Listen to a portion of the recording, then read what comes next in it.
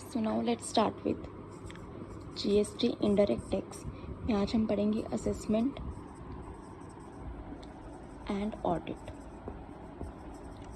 Assessment and audit में हम क्या पढ़ने वाले हैं? असेसमेंट मीन्स असेस करना। किसको असेस करना? जो भी आप टैक्स पे कर रहे हो डिपार्टमेंट को।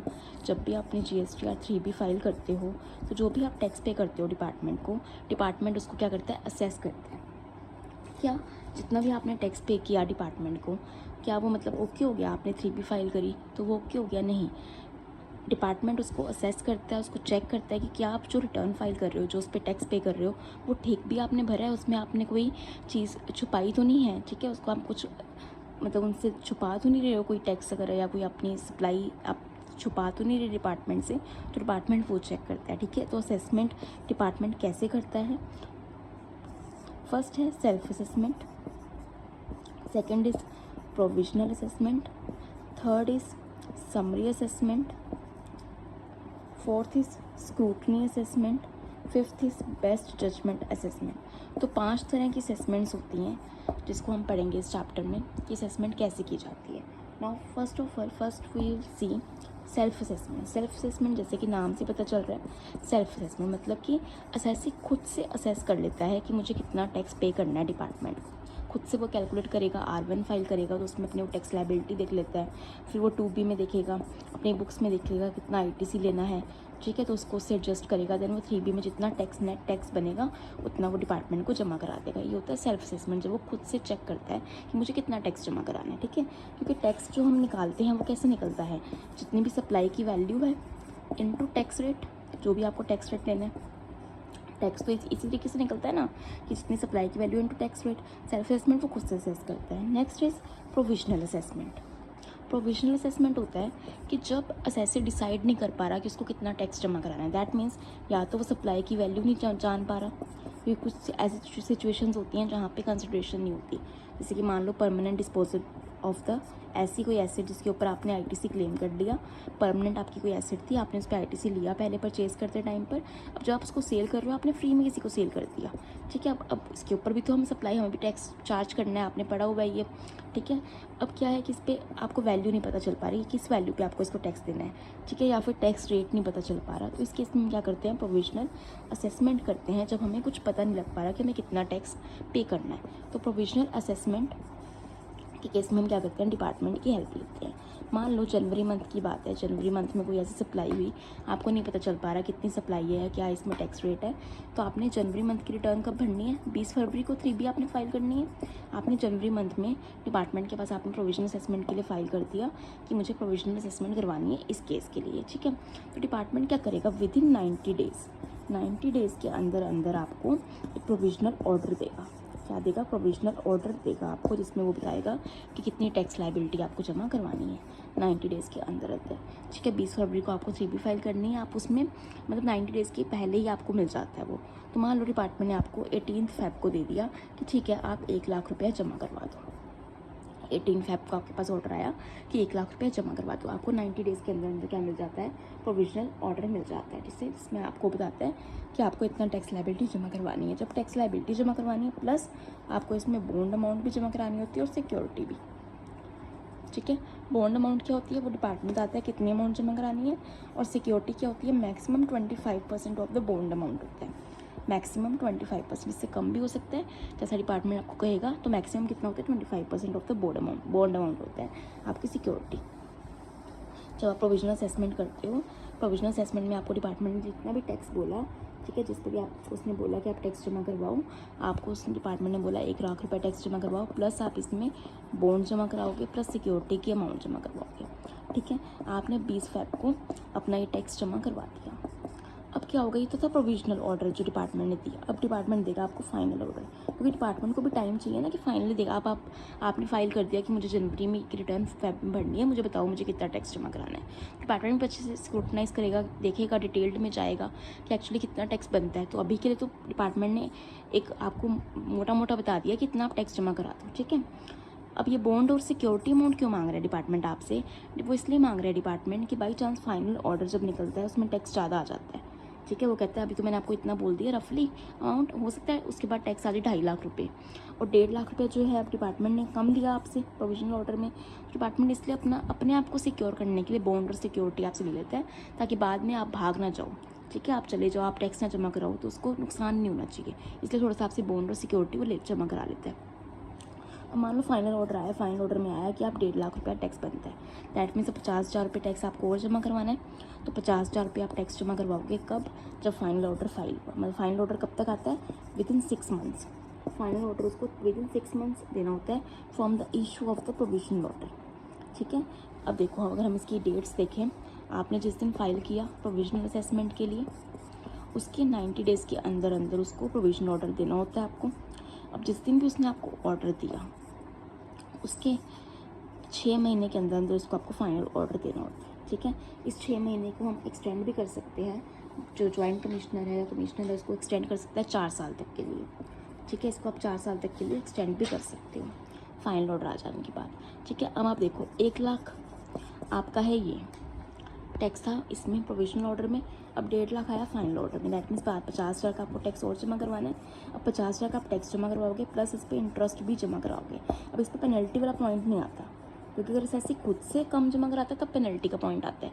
अब इसमें पेनल्टी नहीं लगेगी, बट इंटरेस्ट तो लगेगा। कितना लगेगा? 18% किस अमाउंट पे लगेगा? जितना भी आप एक्स्ट्रा जमा करा रहे हो, जो आप लेट जमा करा रहे हो, इनटू क्या टाइम पीरियड रहेगा।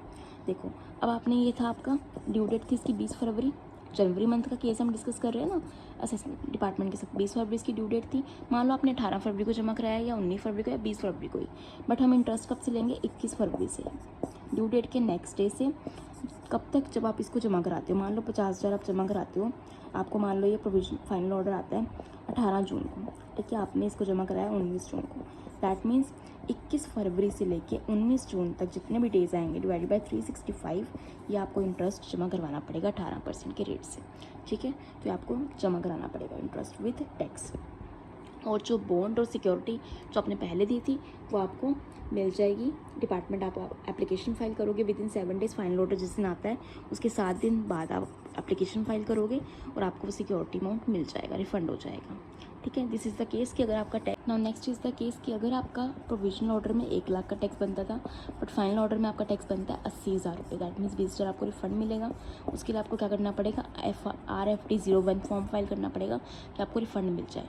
तो अगर आपको जिस दिन आप फॉर्म फाइल कर रहे हो उसके 2 महीने के अंदर अंदर, मतलब 60 डेज़ के अंदर अंदर आपको रिफंड आ जाता है, फिर तो सिर्फ रिफंड ही आएगा, इंटरेस्ट आपको नहीं मिलेगा।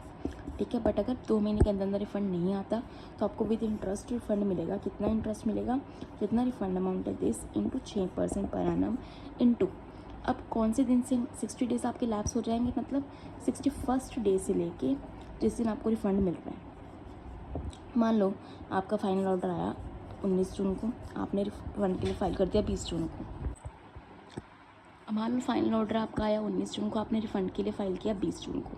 ठीक है, रिफ़ंड के लिए आप फाइल कर रहे हो 20 जून को। अब इसके जो 60 डेज़ लैप्स होंगे वो कब होंगे? 20 अगस्त को। ठीक है, बट आपको रिफ़ंड मिलता है 19 सितंबर को, आपको रिफ़ंड मिला। ठीक है, 19 सितंबर को आपको रिफ़ंड मिला, दैट मीन्स अब आपका जो रिफ़ंड का इंटरेस्ट लगेगा 21 अगस्त से लेके 19 सितंबर तक जितने भी डेज़ बनेंगे। ठीक है, ये अराउंड आपके कितने डेज़ आ जाएंगे? 28 या 29 डेज़ आएंगे। दिस डिवाइड बाय 365, इतने दिनों के लिए आपको इंटरेस्ट मिलेगा। ठीक है, 61 डेज़ के बाद। ठीक है, ऐसे आप जब वहाँ इंटरेस्ट पे करते हो ड्यू डेट के बाद से करते हो, और यहाँ पे आप करते हो 61 डेज़ के बाद से। ठीक है, तो ये आपका इस तरीके से आपको रिफंड में भी इंटरेस्ट मिलता है।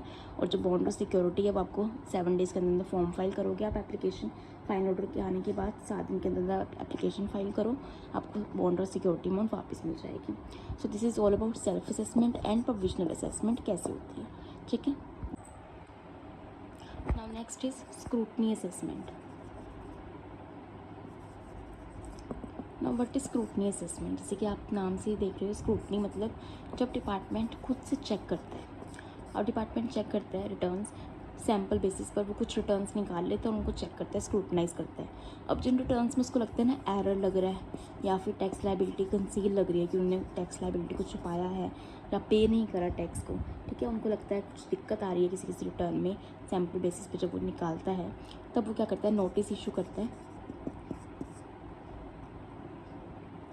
तो जो भी प्रॉपर ऑफिसर जिस भी रिटर्न में उसको लगता है दिक्कत है या कुछ डिस्क्रिपेंसी फाउंड होती है तो उनको नोटिस इशू करता है कि विद इन 30 डेज़ आप हमें इसकी एक्सप्लेनेशन प्रोवाइड करो, कि हमने नोटिस दिया, आप इसकी एक्सप्लेनेशन प्रोवाइड करो विद इन 30 डेज़, और जो भी अगर टैक्स लायबिलिटी बनती है तो उसको पे करो, ठीक है, विद इन 30 डेज़ इसके ऊपर काम करो।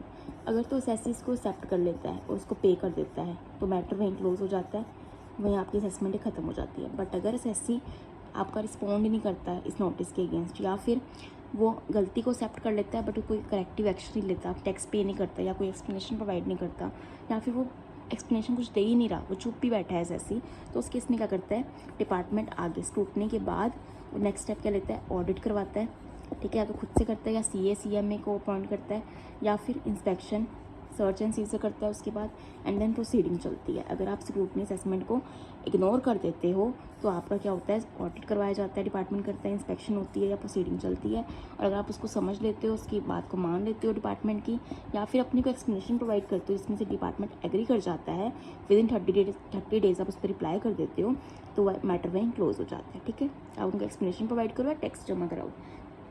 अगर आप ऐसा नहीं करते हो तो फिर आगे काम होता है, ऑडिट होता है, इंस्पेक्शन होती है, प्रोसीडिंग्स चलती हैं, ठीक है।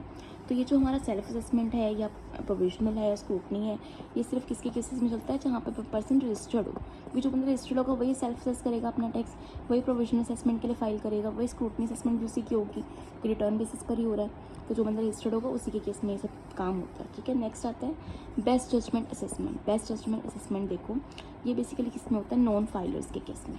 अब नॉन फाइलर दो तरह के होते हैं, रजिस्टर्ड या फिर अनरजिस्टर्ड। अगर तो आप रजिस्टर्ड हो और आपने कोई रिटर्न फाइल नहीं करी, या फिर आप अनरजिस्टर्ड हो, आपने बनता था आपका रजिस्ट्रेशन लेना ही बनता है मतलब GST में, आपने रजिस्ट्रेशन भी नहीं दे रखा और आप कुछ रिटर्न भी नहीं फाइल कर रहे हो, ठीक है। तो बेस्ट जजमेंट असेसमेंट उसमें काम आता है, जहाँ पे आप कोई एक्शन ही नहीं ले रहे, आपने कोई रिटर्न ही फाइल नहीं करी, तब अब काम आता है बेस्ट जजमेंट असेसमेंट। अब इसमें देखो क्या होता है। Now next is best judgement assessment. इसमें क्या होता है, ये रजिस्टर्ड पर्सनस के लिए भी है और नॉन अनरजिस्टर्ड पर्सनस के लिए भी, ठीक है। कि अगर आप फाइल नहीं करते हो रिटर्न तो डिपार्टमेंट क्या करता है, बेस्ट जजमेंट असेसमेंट कर देता है रजिस्टर्ड पर्सन केसेस में। और अनरजिस्टर्ड में अगर वो बंदा लायबल है GST में रजिस्टर होने के लिए, वो नहीं कर पा रहा रजिस्टर, उसने नहीं किया, तो आपको तब भी क्या होता है, बेस्ट जजमेंट असेसमेंट में आपकी प्रोसीडिंग चलती है। अब इसमें देखो, इस पहले हम रजिस्टर्ड की बात करते हैं। अगर कोई रजिस्टर्ड पर्सन अपनी रिटर्न फाइल नहीं करता तब हम करते हैं बेस्ट जजमेंट असेसमेंट। डिपार्टमेंट करता है बेस्ट जजमेंट असेसमेंट। कैसे करता है डिपार्टमेंट, सबसे पहले डिपार्टमेंट आपको रिमाइंडर भेजता है। मान लो जनवरी मंथ की रिटर्न है, डिपार्टमेंट ने रिमाइंडर भेजना शुरू कर दिया जनवरी मंथ में या फेब मंथ में स्टार्टिंग में, कि हाँ रिटर्न भर दो, इसकी ड्यू डेट आपकी 11 फेब है एंड 20 फेब है, ठीक है, कि आप रिटर्न भरने के लिए तैयार हो जाओ, ठीक है। आपको उसने रिमाइंडर भेजा, उसके बाद ड्यू डेट क्रॉस हो गई, ड्यू डेट क्रॉस हो चुकी है, आपने रिटर्न नहीं भरी, डिपार्टमेंट ने दोबारा रिमाइंडर भेजा कि आपने ड्यू डेट भी क्रॉस कर दी, आप डिफ़ॉल्टर बन चुके हो, तो अब आप विद इंटरेस्ट या पेनल्टी अपनी रिटर्न फाइल करो, लेट फीस आप फाइल करो। आपने तब भी रिटर्न फाइल नहीं करी, फिर डिपार्टमेंट दोबारा आपको नोटिस भेजा, डिपार्टमेंट ने बोला 5 दिन के अंदर अंदर रिटर्न फाइल कर दो, ठीक है। आपने रिटर्न फाइल नहीं करी, अब डिपार्टमेंट ने जब नोटिस भेजा तो डिपार्टमेंट बोलता है कि 5 डेज़ के अंदर, अब डिपार्टमेंट कब आपको ये नोटिस भेजेगा, 5 दिन बाद, जब ये वाला नोटिस आएगा ना कि ड्यू डेट क्रॉस हो चुकी है, आपने रिटर्न फाइल नहीं करी, अब उसके 5 दिन बाद डिपार्टमेंट आपको नोटिस भेजता है कि 15 दिन के अंदर अंदर आप रिटर्न फाइल कर दो, 15 दिन के अंदर अंदर रिटर्न फाइल करो, ठीक है। आपने अगर 15 दिन के अंदर अंदर रिटर्न फाइल नहीं करी तब डिपार्टमेंट बेस्ट जजमेंट असेसमेंट करता है। डिपार्टमेंट शुरू में नहीं करता, डिपार्टमेंट से पहले आपको नोटिस भेजेगा, आपको सही रिमाइंडर भेजेगा, रिटर्न फाइल करो टाइमली, आपने ड्यू डेट क्रॉस कर दी, डिपार्टमेंट दोबारा से आपको बोलेगा प्यार से कि रिटर्न फाइल कर दो, डिफ़ॉल्ट हो चुका है, आप रिटर्न फाइल करो, आपने तब भी नहीं करी, तो डिपार्टमेंट 5 दिन के अंदर अंदर उसके ड्यू डेट के नोटिस भेजने के 5 दिन के अंदर अंदर आपको एक और नोटिस भेजेगा। 5 दिन तक देखता है वो कि आप करते हो या नहीं करते, फिर वो 5 दिन के अंदर एक नोटिस भेजता है कि 15 दिन के अंदर अंदर रिटर्न फाइल कर दो। आपने तब भी नहीं करी तो बेस्ट जजमेंट असेसमेंट में आपको जो भी उसके पास इन्फॉर्मेशन होती है, मान लो आपने R1 फाइल कर चुके हो तो R1 की डिटेल, 2B में जो भी ITC है, ठीक है, ई-वे बिल से पता चल जाएगा कितनी आपने सप्लाई करी है, या और भी जो उसके पास अदर डिटेल उसको मिलती है पोर्टल पर, वो सब डिटेल के थ्रू आपकी टैक्स लायबिलिटी निकाल देता है और ऑर्डर आपको दे देता है कि मैंने बेस्ट जजमेंट ऑर्डर दे दिया आपको। अगर इस ऑर्डर के आने के 60 दिन के अंदर अंदर आप रिटर्न फाइल कर देते हो फिर तो ओके केस है, ठीक है, फिर तो ऑर्डर विड्रॉ हो जाएगा, डिपार्टमेंट कर लेगा विड्रॉ, या 60 दिन के अंदर, या फिर इसको एक्सटेंड भी करा सकते हो फर्दर और 60 डेज़ के लिए, जॉइंट कमिश्नर को बोल के, कमिश्नर को बोल के, ठीक है, आप फर्दर इसको एक्सटेंड भी करा सकते हो। बट 60 दिन के अंदर अंदर आप फाइल करते हो तो पेनल्टी इंटरेस्ट सब लगेगा, एडिशनल फीस सब लगेगी, बट ये ऑर्डर विड्रॉ हो जाएगा। बट अगर आप 60 दिन के अंदर अंदर फाइल नहीं करते तो ऑर्डर विड्रॉ नहीं होगा और आगे और प्रोसीडिंग्स आपकी चलेंगी, ठीक है। और प्रोसीडिंग्स तो इस केस में भी चलेंगे कि आपने अगर 60 दिन के अंदर फाइल करा तब भी चलेंगी कि आपने पहले क्यों नहीं फाइल करी, बेस्ट जजमेंट असेसमेंट की आपने वेट करी क्यों, ठीक है, वो तब भी चलेंगी। बट इस केस में क्या होगा, 60 दिन के अंदर अंदर कर देते हो तो ऑर्डर विड्रॉ हो जाएगा, 60 दिन के बाद करते हो तो ऑर्डर विड्रॉ नहीं होगा, ठीक है, वो आपकी और केसेस चलेंगे, ठीक है। तो आपको 3 बार मौका देता है, पहले रिमाइंडर देता है, देन ड्यू डेट क्रॉस होगी तब आपको बोलता है, देन उसके 5 दिन के अंदर नोटिस देता है कि 15 दिन का आप टाइम दे दिया, भर दो, आपने नहीं भरी तो बेस्ट जजमेंट असेसमेंट होता है। नेक्स्ट हम बात करते हैं अगर उसकी अनरजिस्टर्ड की, कि अगर आप अनरजिस्टर्ड हो, आप रजिस्टर्ड ही नहीं हो जीएसटी पोर्टल पर, तो डिपार्टमेंट आपको नोटिस देता है कि आप रजिस्टर्ड हो जाओ और रिटर्न फाइल कर दो, ठीक है, कि आप रजिस्टर्ड हो जाओ, रिटर्न फाइल कर दो अपने, या आपने अगर रजिस्ट्रेशन नहीं लिया तो डिपार्टमेंट आपको बोलता है कि take the registration and file your income tax return. तो ऑर्डर अब आपको एक नोटिस भेजता है वो, और 15 दिन का आपको टाइम पीरियड देता है कि आप अपना रजिस्टर हो जाओ और कर लो। अगर आप नहीं होते हो तो आपको ऑर्डर देता है बेस्ट जजमेंट असेसमेंट का कि आपका ये बनती है टैक्स लाइबिलिटीज़ को पे करो, ठीक है। अब क्या है कि अब इन दोनों केसेस में चाहे रजिस्टर्ड हो चाहे अनरजिस्टर्ड हो, प्रोसीडिंग्स साथ साथ चलेंगी। और दूसरा, अब ये जो ऑर्डर है बेस्ट जजमेंट असेसमेंट का, डिपार्टमेंट आपको कब तक दे सकता है, ठीक है, वो 5 साल तक दे सकता है, मतलब 5 साल का उसके पास टाइम पीरियड है, जो आपको वो नोटिस दे रहा है ना 15 दिन के अंदर अंदर रिटर्न भर दो, अगर नहीं भरी तो मैं ऑर्डर दे रहा हूँ, तो डिपार्टमेंट जो ऑर्डर बनाएगा उसके पास बहुत टाइम है ऑर्डर बनाने के लिए। मान लो जनवरी मंथ की रिटर्न थी जिसकी ड्यू डेट थी 20 फ़रवरी, ठीक है, आपने रिटर्न फाइल नहीं करी, अब 20 फ़रवरी की एनुअल रिटर्न की ड्यू डेट क्या है, 31 दिसंबर उस साल की, मान लो जनवरी 2022 की बात हो रही है तो 31 दिसंबर 22 इसकी ड्यू डेट है एनुअल रिटर्न की। तो इस एनुअल रिटर्न से 5 साल तक, दैट मीन्स 31/12/2027 तक का टाइम है डिपार्टमेंट के पास कि आपको बेस्ट जजमेंट असेसमेंट का ऑर्डर दे, ठीक है। ऑर्डर आपको 5 साल तक मिल सकता है, ठीक है, पर्टिकुलरली मतलब 5 साल से पहले की किसी भी मंथ की वो आपको रिटर्न निकाल के देख सकता है कि आपने कोई रिटर्न ना भरी हो, और उसका बेस्ट जजमेंट असेसमेंट वो कर सकता है, ठीक है, 5 साल पीछे जाके, क्योंकि उसके पास तो बहुत टाइम है ना, ऑर्डर वो 5 साल तक में निकाल सकता है। तो मान लो आपके कोई आज 2023 की कोई मंथ की रिटर्न है तो उसके पास तो पूरा टाइम है, तो वो 2000 मतलब 5 साल तक वो कर सकता है और आपको दे सकता है। और प्रोसीडिंग साथ साथ चलेंगी, अगर आप बेस्ट जजमेंट असेसमेंट में आते हो तो प्रोसीडिंग्स आपके साथ साथ चलेंगी, ये नहीं कि आपको उसने ऑर्डर दिया आपने रिटर्न फाइल कर दी तो हो गया खत्म, प्रोसीडिंग साथ साथ चलती हैं। Now next is summary assessment. Summary assessment भी क्या होता है, रजिस्टर्ड पर्सन के केसेस में होता है, अनरजिस्टर्ड में भी होता है। डिपार्टमेंट जब देखता है कि डिपार्टमेंट क्या करता है, चेक करता है, अगर उसको लगता है कि हाँ कोई टैक्स लाइबिलिटी कंसील करी गई है या फिर कोई टैक्स लाइबिलिटी पे नहीं करी किसी पर्सन ने, चाहे वो रजिस्टर्ड हो चाहे वो अनरजिस्टर्ड हो, ठीक है, उसको लगता है कि वो रेवेन्यू जो है डिपार्टमेंट का रेवेन्यू का लॉस हो रहा है इस केस में, ठीक है, कि किसी पर्सन ने टैक्स लाइबिलिटी को कंसील कर दिया कुछ भी, ठीक है, या फिर उसको लगता है कि ये पर्सन कहीं भाग ना जाए, तो समरी असेसमेंट करी जाती है, मतलब फटाफट असेसमेंट करो कहीं ये पर्सन भाग ना जाए और इसने टैक्स लाइबिलिटी चोरी करी है टैक्स की और कहीं भाग ना जाए, उस केस में क्या करते हैं, समरी असेसमेंट करते हैं। समरी असेसमेंट जब हम करते हैं उस पर्सन के ऊपर तो हम उसको नोटिस भेजते हैं, ऑर्डर भेजते हैं।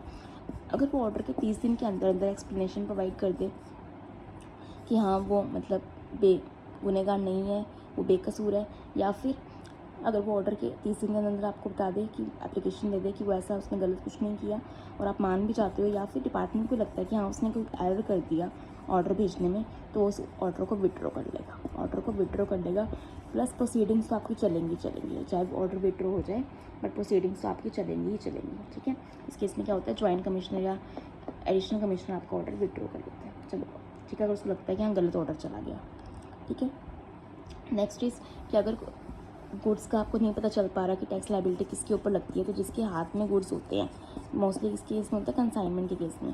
कंसाइनमेंट केस में मान लो ई वे बिल नहीं जनरेट हो रखा है कुछ भी है, तो अब गुड्स हैं, ठीक है, गुड्स जिसके पास पाए जाएंगे वही उस पर्सन उस गुड्स के लिए ऑनर माना जाएगा, उसी को उस गुड्स पे टैक्स पे करना पड़ेगा, ठीक है। अगर आपको नहीं पता लग पा रहा कि गुड्स किसको बिलोंग करते हैं, तो जिसके पास होते हैं उसी को हम बोलते हैं कि वही पर्सन टैक्स पे करेगा उस गुड्स पर। Now next is audit. अब इस चैप्टर में हमने क्या पढ़ना है, असेसमेंट एंड ऑडिट। असेसमेंट आपने देखा, सेल्फ असेसमेंट आप खुद से करते हो। प्रोविजनल असेसमेंट, रजिस्टर्ड पर्सन अगर उसको लगता है कि ना टैक्स लाइबिलिटी नहीं कैलकुलेट कर पा रहा, प्रोविजनल असेसमेंट होता है जिसमें कि प्रोविजनल ऑर्डर देता है डिपार्टमेंट आपको 90 डेज़ के अंदर अंदर, एंड देन उसके बाद 6 महीने के अंदर अंदर फाइनल ऑर्डर आपके पास आता है। जो भी डिफरेंस होता है आपको टैक्स जमा कराना पड़ता है। अगर तो कम आपने पहले टैक्स जमा कराया तो जो डिफरेंस है विद इंटरेस्ट आप जमा कराते हो इनटू जो इसकी ड्यू डेट होती है प्रोविजनल ऑर्डर में, जो भी आपने जिस मंथ की रिटर्न भरी है उसकी ड्यू डेट से लेके अब आप कब जमा करा रहे हो टैक्स। ठीक है, अगर आपका रिफंड बनता है तो रिफंड अगर 2 महीने के अंदर नहीं आता, जिस दिन आपने एप्लीकेशन फाइल करी है RFD 01 वाली, उसके 2 महीने के अंदर नहीं आता तो ठीक है, अगर आ जाता है ठीक है, अगर नहीं आता तो refund into 6% into 61st day जब से होता है और जब आपको रिसीव हो रहा है डिवाइड बाई 365 आपको विद इंटरेस्ट मिल जाता है। और जो भी आप बॉन्ड या सिक्योरिटी उस टाइम जमा करवाते हो, जब आप प्रोविजनल असेसमेंट करवाते हो तो आपको वो फाइल करना होता है 7 दिन के अंदर अंदर फाइनल ऑर्डर के, तो आपको पैसा वापस आ जाता है। नेक्स्ट आपने पढ़ा था security assessment. Scrutiny department sample basis पे किसी भी रिटर्न को उठाता है, उसको चेक करता है, उनसे डिटेल मांगता है। अगर तो 30 दिन के अंदर अंदर आपने बता दिया, सब रिस्पॉन्स दे दिया तो ओके है। ठीक है, आपने टैक्स लायबिलिटी अगर कोई बनती है तो आपने पे कर दी, ओके। अगर नहीं करा तो आपका क्या होता है आगे असेसमेंट एंड ऑडिट होता है। ठीक है, अब डिपार्टमेंट ऑडिट करता है आपके रिटर्न्स का, उसके बाद इंस्पेक्शन होती है एंड देन प्रोसीडिंग्स चलती हैं। उसके बाद क्या होता है बेस्ट जजमेंट असेसमेंट। अगर आप रिटर्न फाइल नहीं करते, डिपार्टमेंट पहले प्यार से बोलता है, रिमाइंडर भेजता है, रिटर्न भर दो, ये ड्यू डेट है, नहीं भरते तो ओके। देन ड्यू डेट के बाद वो आपको डिफॉल्टर डिक्लेयर करके बोलता है कि रिटर्न भरो, नहीं भरते हो देन 5 दिन के बाद आपको वो दोबारा नोटिस भेजता है कि 15 दिन तक, पहले आपको वो नॉर्मल भेजता है नोटिस रिमाइंडर, देन डिफॉल्टर बोल के भेजता है आपको, देन 5 दिन के बाद आपको बोलता है 15 दिन के अंदर अंदर भर दो, भरनी है तो नहीं भरते आप तो बेस्ट जजमेंट असेसमेंट करता है आपका। बेस्ट जजमेंट असेसमेंट में क्या होता है वो आपको ऑर्डर फाइल दे देता है कि हाँ ये आपकी टैक्स लायबिलिटी आप पे करो। आपने अगर पे नहीं करा देन उस केस में क्या होगा, 60 दिन के अंदर आप पे कर देते हो फिर तो ऑर्डर विड्रॉ हो जाएगा, बट प्रोसीडिंग वगैरह सब चलेंगी। और फिर 60 दिन के बाद आप नहीं करते, मतलब 60 दिन के अंदर आपने पे नहीं किया तो आपका प्रोसीडिंग्स चलती जाएंगी। ठीक है, ऑर्डर विड्रॉ नहीं होगा। नेक्स्ट है समरी असेसमेंट। समरी असेसमेंट मतलब डिपार्टमेंट को लगता है भाग ना जाओ, ठीक है, या कुछ भी ऐसा, तो वो समरी असेसमेंट करता है आपकी, मतलब फटाफट आपको ऑर्डर भेजता है कि हाँ ये आपकी टैक्स लायबिलिटी है, उसको आप पे करो। अगर तो आप कर देते हो तो ठीक है, अगर आप नहीं करते हो तो आपको ऑर्डर के इसमें क्या होता है 30 दिन के अंदर अंदर आपको अगर तो आपने कर दिया तो ठीक है, वरना ऑर्डर विड्रॉ नहीं होगा। ठीक है, ऑर्डर आपका चलता जाएगा, प्रोसीडिंग्स चलती जाएंगी। नेक्स्ट आता है ऑडिट। अब ऑडिट डिपार्टमेंट क्या करता है तो खुद से करता है। अब अगर डिपार्टमेंट खुद से ऑडिट कर रहा है दैन वो 15 दिन का से पहले आपको बता देगा एसएससी को 15 दिन पहले कि हाँ मैं ऑडिट करने वाला हूँ इस दिन से। और डेट ऑफ ऑडिट कब हम बोलेंगे कि ऑडिट स्टार्ट हुआ है, जिस दिन आपके पास इन्फॉर्मेशन आई है या फिर जिस दिन आप एक्चुअली में कमेंस कर रहे हो, विच एवर इज़ लेटर। मान लो सारी इन्फॉर्मेशन आपको रिसीव हुई 15 जनवरी को, आपने ऑडिट कमेंस किया 20 जनवरी को, तो 20 जनवरी को हम बोलेंगे कि ऑडिट स्टार्ट हुआ।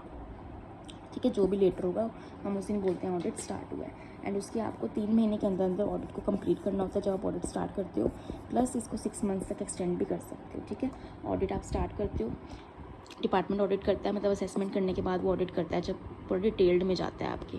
डिपार्टमेंट अगर ऑडिट करवा सकता है CA या CMA से भी, इसको बोलते हैं स्पेशल ऑडिट। स्पेशल ऑडिट कब होता है जब डिपार्टमेंट को लगता है कि कोई दिक्कत वाली बात है, या ITC गलत क्लेम किया हुआ है SSC ने, या फिर कोई ऐसी टैक्सेबल सप्लाई है जिसमें और डिटेल्ड में जाना पड़ेगा, डेप्थ में जाना पड़ेगा। उस केस में डिपार्टमेंट किसकी हेल्प लेता है, CA और CMA की। वो बोलता है स्पेशल ऑडिट कराओ, किन से करवाओ, CA और CMA से कराओ। इसको जो फीस होती है CA CMA की कौन प्रोवाइड करता है, एडिशनल कमिश्नर देता है, रेम्यूनरेशन प्रोवाइड करता है इनको। इसमें क्या है, जब ऑडिट CA और CMA करते हैं तो कोई आपको नोटिस पीरियड नहीं देना होता कि हाँ ये पहले आप बता दो SSC को कि हाँ मैं अब ऑडिट करने लगा हूँ। ठीक है, और डिपार्टमेंट तो बताता है 15 दिन पहले, बट ऑडिटर्स नहीं बताते SSC को कि हाँ हम ऑडिट करेंगे आपका। ठीक है, इस तरीके से तो आप ऑडिट करते हो। CA CMA जो है को फीस कौन देता है, वो प्रोवाइड करते हैं एडिशनल कमिश्नर्स। नेक्स्ट है, अब आपने ऑडिट कर दिया, आपने उनको ऑर्डर दे दिया कि ये टैक्स लायबिलिटी बनती है, अगर तो SSC फाइल जमा करा देता है तो ओके, अगर SSC जमा नहीं कराता तो ये आगे प्रोसीडिंग्स वगैरह चलेंगी। ठीक है, तो ये आपका इस तरीके से रहता है ऑडिट करने का प्रोसेस। अगर हम डिपार्टमेंट की बात करें, डिपार्टमेंट को कितना टाइम दिया गया, 3 महीने के अंदर तो कंप्लीट करो, उसको आप कर सकते हो 6 महीने तक एक्सटेंड। और आप स्पेशल ऑडिट के केस में कितना टाइम दिया गया, 3 महीने का टाइम दिया गया, 3 महीने का प्लस 3 महीने एक्सटेंशन का, मतलब 90 डेज़। ठीक है, 3 महीने का और 3 महीने एक्सटेंशन का, बट यहाँ पे 3 महीने प्लस 6 महीने की एक्सटेंशन है। ठीक है, और इसके अंदर कोई आप वही चीज़ है जो भी डेट ऑफ लेटर होगा वही कमेंसमेंट डेट माना जाएगा। ठीक है, रीज़न क्या है कि अगर आप वैल्यू गुड्स डिक्लेयर नहीं करे हुए आपने करेक्टली या ITC गलत क्लेम किया हुआ है तो उस केस में हम स्पेशल ऑडिट करवाते हैं। ठीक है, डिपार्टमेंट उस केस में स्पेशल ऑडिट करवाता है। तो अगर हम इस चैप्टर के क्वेश्चंस को देखें, इस summary assessment order to be necessarily passed against registered persons, नहीं, ये अनरजिस्टर्ड के ऊपर भी पास हो जाता है summary assessment. Principle of natural justice क्या होता है कि आप फेयर हो, is to must to be followed before passing to unregistered, हाँ ये आप फॉलो करोगे ताकि आप फेयरनेस लेकर आओ, ट्रांसपेरेंसी लेकर आओ, अकाउंटेबिलिटी लेकर आओ, तो ये होना चाहिए। Explaining what cases assessment order pass पे प्रॉपर ऑफिसर में भी विड्रॉन, किस केसेस में आप विड्रॉ कर सकते हैं प्रॉपर ऑफिसर। देखो जो आप सिंपल अपना दूसरा करते हो सेल्फ असेसमेंट, उसमें तो कुछ ऐसा नहीं होता, प्रोविजनल करते हो उसमें कुछ नहीं होता, स्क्रूटनी करते हो तो उसमें भी ऐसा कुछ नहीं है, तीसरे के अंदर अगर आप करते हो तो ऑर्डर विड्रॉ हो जाता है। जब आप अपना बेस्ट जजमेंट करते हो तो उसमें अगर आप 60 दिन के अंदर अपनी फाइल कर देते हो रिटर्न्स वगैरह तो ऑर्डर विड्रॉ हो जाता है। और जब समरी असेसमेंट करते हो तो उसमें अगर आप 30 दिन के अंदर कर देते हो तो ऑर्डर विड्रॉ हो जाता है। अगर हम इसका आंसर देखें तो देखो बेस्ट जजमेंट में 60 दिन के अंदर और समरी में 30 दिन के अंदर तो ऑर्डर विड्रॉ हो जाएगा। नेक्स्ट आ जाओ, difference between audit bye tax authority and special audit. Tax authority में क्या होता है, इतना टाइम लिमिट होता है 3 महीने का करने का और 6 महीने तक एक्सटेंडेबल। इसमें 3 महीने प्लस 3 महीने ही होता है। इसमें CA में करते हैं, डिपार्टमेंट करता है, ठीक है। और इसमें क्या होता है आपका डिपार्टमेंट को और क्या बेनिफिट दिया गया है, इसमें 15 दिन का नोटिस पीरियड देना पड़ता है आपको सेसी को, इसमें आपको कोई ऐसा नोटिस पीरियड नहीं देना पड़ता, ठीक है। और दोनों केसेस में जो आप लाइबिलिटी होती है डिपार्टमेंट उनको सेसी को बताते हो, अगर वो पे कर देते हैं तो ओके, अगर नहीं करते तो आगे और प्रोसीडिंग्स चलती हैं। Explain the recourse that will be taken by the officer in case proper explanation not furnished for the discrepancy detected in the return filed while scrutiny of the returns। अगर उसको लगता है स्क्रूटनी करते हुए कोई, अगर आप प्रॉपर ऑफिसर वो नहीं आपको डिस्क्रिपेंसी बता पा रहे तो आप असेसमेंट एंड ऑडिट करते हो, उसके बाद इंस्पेक्शन करते हो, प्रोसीडिंग्स चलती हैं। समरी असेसमेंट के ऊपर वो बोल रहा है कि कोई आप ब्रीफ नोट दो। समरी असेसमेंट किस केस में होता है, जो आपको लगता है कि हाँ असेसी ने डिफ़ॉल्ट किया है और वो कहीं भाग ना जाए तो समरी असेसमेंट करते हो, ठीक है। 30 दिन के अंदर आप उसको ऑर्डर देते हो कि आपका ये बनता है, ठीक है। और वो आपको फिर बताएंगे कि हाँ एक्चुअली में लाइबिलिटी है या नहीं है वो आप। और 30 दिन के अंदर आप विड्रॉ कर सकते हो अपना ऑर्डर अगर आपको लगता है कि एरर है या फिर एप्लीकेशन आपको एप्लीकेंट जो है जो सेसी है वो आपको बता दें प्रॉपर एविडेंस के साथ कि हाँ ये उसकी कोई ऐसी टैक्स लाइबिलिटी की चोरी नहीं करी है।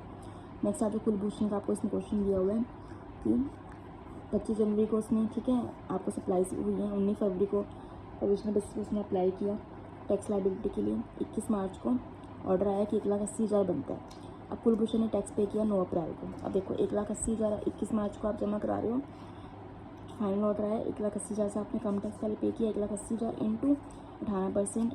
अब ड्यू डेट क्या है इसकी 20 फरवरी, तो 20 फरवरी से लेके कब तक, 9 अप्रैल तक आप इस पर इंटरेस्ट जमा कराओगे। कितने दिन बने, 9 + 30 39, 39 + 9 48, इतना आप इंटरेस्ट जमा कराओगे। और अगर वो बोलता कि आपका जो टैक्स था इतना रिफंडेबल बनता है तो रिफंडेबल मतलब नो इंटरेस्ट। क्यों नहीं नो इंटरेस्ट, क्योंकि अब देखो आपने अप्लाई करा रिफंड के लिए 9 अप्रैल को, टैक्स का रिफंड आ गया 5 जून को, 2 महीने के अंदर आ गया तो कोई रिफंड नहीं बनेगा इस केस में, ठीक है। तो this is all about the questions of chapter 17 assessment and audit. तो हमारे जो इसमें असेसमेंट में जो ऑर्डर्स होते हैं जो विड्रॉ कब होते हैं, सेल्फ असेसमेंट में तो ऐसा कुछ नहीं होता, प्रोविजनल में भी कुछ नहीं होता, स्क्रूटनी में भी क्या होता है 30 दिन के अंदर आपको क्या करना होता है, 30 डेज़ के अंदर आपको ऑर्डर के अगेंस्ट रिप्लाई करना होता है। अगर आप रिप्लाई करते हो जो टैक्स लाइबिलिटी बनती है पे करते हो मैटर क्लोज हो जाता है, वरना वो प्रोसीडिंग्स में चला जाता है। असेसमेंट और ऑडिट होता है, इंस्पेक्शन होती है, सर्च एंड सीजर होता है, वो सब होता है उसके बाद, ठीक है, प्रोसीडिंग्स चलती हैं। अब इसमें जो होता है नेक्स्ट बेस्ट जजमेंट असेसमेंट और समरी असेसमेंट, इसमें आपका चलते हैं ऑर्डर। जब डिपार्टमेंट आपको ऑर्डर देता है बेस्ट जजमेंट असेसमेंट में तो आप 60 दिन के अंदर तक रिटर्न फाइल कर देते हो जिसको एक्सटेंडेबल किया गया और 60 दिन के लिए, तब ऑर्डर विड्रॉ होता है। और समरी असेसमेंट में भी क्या है 30 दिन के अंदर अगर आप अपना रिस्पॉन्ड देते हो, एसएससी रिस्पॉन्ड कर देता है उसे ऑर्डर के अगेंस्ट या फिर टैक्स लाइबिलिटी पे कर देता है, तब समरी असेसमेंट भी क्या हो जाती है, विड्रॉ हो जाती है। इन दोनों केसेस में ऑर्डर होते हैं, इन तीनों केसेस में कोई ऑर्डर नहीं होता कि विड्रॉ का ऐसा कोई केस नहीं आता। असेसमेंट एंड ऑडिट, ठीक है।